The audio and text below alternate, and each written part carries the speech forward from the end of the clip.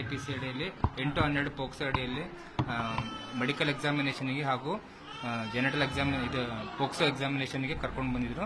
ಅವೆಲ್ಲ ಪರೀಕ್ಷೆಗಳು ಆಗಿದವು. ಆಮೇಲೆ ನಾವು ಸರ್ಜಿಕಲ್ ಒಪಿನಿಯನ್ ತಗೊಂಡಿದ್ವಿ. ಆಮೇಲೆ ಉಗುರುಗಳು ಆಯಿತು, ಅವರ ನೇಲ್ಸ್ ಆಯಿತು, ಪಿನಲ್ ಸ್ವಾಬ್, ಇವೆಲ್ಲ ಏನೇನು ಪೋಕ್ಸೋ ಕೇಸಿಗೆ ಕಲೆಕ್ಟ್ ಮಾಡ್ತೀವೋ ಅವೆಲ್ಲ ಕರೆಕ್ಟ್ ಮಾಡಿ ಮೆಡಿಕಲ್ ಎಕ್ಸಾಮಿನೇಷನ್ಗೆ ಮಾಡಿಕೊಟ್ಟಿರ್ತೀವಿ. ಹಾಗೂ ಸರ್ಜರಿ ಒಪಿನಿಯನ್ ಫಾರ್ ಪೊಟೆನ್ಸಿನೂ ತಗೊಂಡಿರ್ತೀವಿ. ಹಾಗೂ ಸೈಕ್ಯಾಟ್ರಿಕ್ ಒಪಿನಿಯನ್ಗೆ ಒಂದು ರೆಫರೆನ್ಸಿಗೆ ನಾಳೆ ಇಲ್ಲಿ ನಮ್ಮಲ್ಲಿ ಅಲಭ್ಯ ಇರುವ ಕಾರಣ CG ಹಾಸ್ಪಿಟಲ್ ಸೈಕ್ಯಾಟ್ರಿಕ್ ಒಪಿನಿಯನ್ಗೆ ಒಂದು ದಾವಣಗೆರೆ ಕಳಿಸಿರ್ತೀವಿ. ಅದೊಂದು ಆದರೆ ಎಲ್ಲ ಮೆಡಿಕಲ್ ಎಕ್ಸಾಮ್ ಪೂರ್ಣಗೊಂಡಿರ್ತೀವಿ. ವಚನಾನಂದ ಸ್ವಾಮಿಗಳದ್ದು ಪೂರ್ಣಗೊಂಡಿರುತ್ತೆ ಎಕ್ಸಾಮಿನೇಷನ್. ಅದೊಂದು ಆಪ್ತ ಸಮಾಲೋಚನೆ ಆಗಬೇಕಾಗುತ್ತೆ. ಅದು ಇಲ್ಲಿ ಅಲಭ್ಯ ಇರುವ ಕಾರಣ ದಾವಣಗೆರೆ ಚಿಕ್ಕೇರಿ ಹಾಸ್ಪಿಟಲ್ ಕಳಿಸ್ಕೊಟ್ಟಿರ್ತೀವಿ. ಅದು ಬಟ್ಟೆ ಮಾದರಿ ಸಂಗ್ರಹ ಎಲ್ಲ ತೆಗೆದುಕೊಂಡಿರ್ತೇವೆ. ಪೊಲೀಸ್ ರಿಕ್ವೆಷನ್ ಪ್ರಕಾರ ಅವೇನೇನಿದೆ ಅವೆಲ್ಲ ಪ್ರೊಸೀಜರ್ ಪ್ರಕಾರ ಮಾಡಿರ್ತೀವಿ.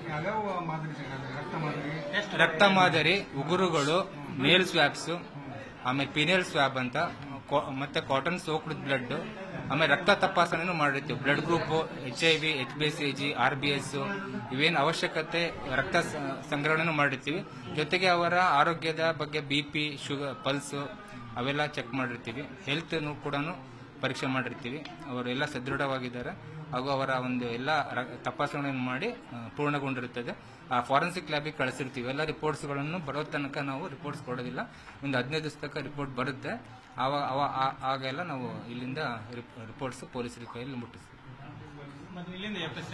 FSL ಕಳಿಸ್ತೀವಿ. ಈಗ ಏನು ರಕ್ತ ಸಂಗ್ರಹ ಮಾಡಿರ್ತೀವಲ್ಲ, ಉಗುರುಗಳನ್ನ ತೆಗೆದಿರ್ತೀವಲ್ಲ, ನೇಲ್ಸ್ ತೆಗೆದಿರ್ತೀವಿ, ಪಿನಲ್ ಸ್ವಾಬ್ ತೆಗೆದಿರ್ತೀವಿ, ರಕ್ತ ತೆಗೆದಿರ್ತೀವಲ್ಲ, ಅವೆಲ್ಲ ಫಾರೆನ್ಸಿಕ್ ಲ್ಯಾಬ್ ಇಲ್ಲೇ ದೊಡ್ಡ ಬಾತಿಯಲ್ಲಿದೆ. ಫಾರೆನ್ಸಿಕ್ ಸೈನ್ಸ್ ಲ್ಯಾಬೊರೇಟರಿ ಅಂತ ಇಲ್ಲ ಹರಿಹರ ದೊಡ್ಡ ಬೇಚಲ್ ಅಲ್ಲಿ ಕಳಿಸಿರ್ತೀವಿ. ಆ ರಿಪೋರ್ಟ್ ಇನ್ನೊಂದು 15 ದಿವಸಕ್ಕೆ ಬರುತ್ತೆ. ಪೊಲೀಸರಲ್ಲಿ ಬರುತ್ತೆ ಫಸ್ಟ್.